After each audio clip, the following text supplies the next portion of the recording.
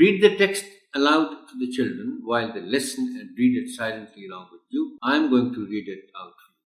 Good morning. Good morning, sky. Good morning, sun. Good morning, little winds that run. Good morning, birds. Good morning, trees. And creeping grass and brownie bees. How did you find out it was day? Who told you night had gone away? I am wide awake. I am up now, too. I'll be right out to play with you.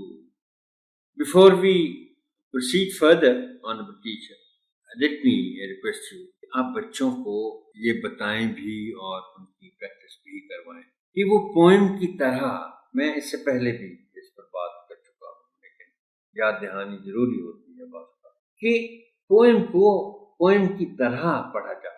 अब जैसे मैंने अभी poem पढ़ी, मैं ये तो नहीं कहता कि I have read it perfectly as a poem should be read, लेकिन फर्क तो था ना प्रोस को पढ़ने में और पोएट्री. अब इसमें एक तो रिदम बड़ा जरूरी है, जिसको मैं उर्दू में सुरताल कहता हूँ. एक फीलिंग ऑफ म्यूजिक आती है. फिर इंटोनेशन इसमें नस्र के मुकाबले में ज्यादा है, यानी उतार चढ़ाव आवाज.